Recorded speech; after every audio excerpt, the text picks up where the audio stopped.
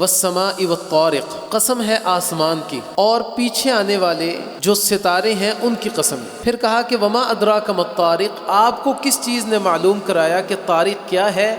النجم الثاقب، وہ ایک روشن ستارہ ہے۔ اور پھر اس آسمان کو بنانے کے بعد جب انسان کو بھی بنایا تو پھر ان دونوں کا موازنہ کرتے ہوئے اللہ تعالیٰ کہتے ہیں اَأَنْتُمْ أَشَدُّ خَلْقًا أَمِ السَّمَاءُ بَنَاهَا، اے انسان کیا تیرا پیدا کرنا مشکل ہے یا آسمان کا جس کو اللہ تعالیٰ نے بنا دیا؟ یقیناً آسمان کا پیدا کرنا مشکل ہے، وہ ایک بڑی چیز ہے۔ وَالطَّارِقِ، ستاروں کی قسم اللہ تعالیٰ اٹھاتے ہیں۔ ستارے ہمیں چند ایک ستارے نظر آتے ہیں لیکن ان کی تعداد اتنی ہے کہ ہم ان کو شمار نہیں کر سکتے۔ اور ان دونوں قسموں کو اٹھانے کے بعد، شاندار چیزوں کی قسموں کو اٹھانے کے بعد اللہ تعالیٰ کیا کہتے ہیں؟ ان کل نفس لما علیہا حافظ، کہا کہ کوئی بھی شخص ایسا نہیں ہے کہ جس پر کوئی نگران موجود نہ ہو۔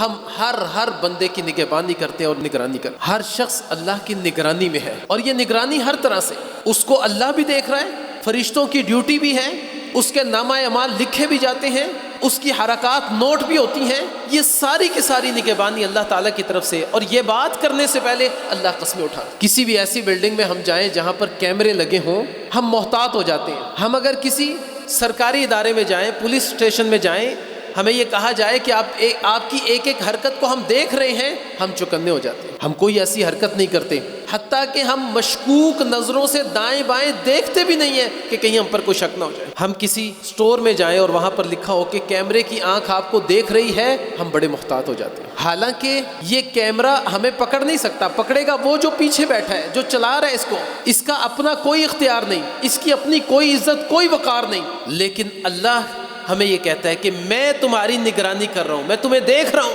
اور جہاں فرشتوں کے ذریعے سے نگہبانی کی بات کی، اللہ تعالیٰ کہتے ہیں وَإِنَّ عَلَيْكُمْ لَحَافِظِينَ كِرَامًا كَاتِبِينَ، تم پر فرشتے نگران ہیں، تمہاری نگہبانی اور نگرانی کرنے والے ہیں، کرامن، بڑے عزت والے ہیں۔ اور یہاں پر فرشتوں کی عزت کی بات کرنے کا مقصد بھی یہ ہے کہ تمہارے درمیان اگر کوئی بندہ عزت والا ہو تم اس کی بھی شرم کر جاتے ہو، تمہارے درمیان کوئی کتنی ہی بڑی عزت والا کیوں نہ ہو، فرشتے اس سے زیادہ عزت والے، ہمیشہ اللہ کی عبادت کرنے والے، ہمیشہ اللہ کی تسبیحات کرنے والے، اللہ کے نزدیک بڑے مقرب ہیں یہ، اور یہ تمہارے دائیں بائیں موجود ہے۔ کم از کم ان کی اس عزت کی ہی لاج رکھتے ہوئے تم گناہوں سے باز آ جاؤ، بچ جاؤ۔ اور شاید یہ احساس ہمیں صرف رمضان میں ہوتا ہے، رمضان جاتے ہی یہ احساس ختم ہو جاتا ہے، بعد میں بھی اس کی بڑی ضرورت ہے ہمیں۔ اس ایک جملے کے ان کل نفس لما علیہا حافظ، کوئی بھی جان وہ اس کائنات میں، اس زمین پر موجود نہیں ہے مگر اللہ اس کی نگہبانی کرتا ہے اور اس کو دیکھ رہا ہے۔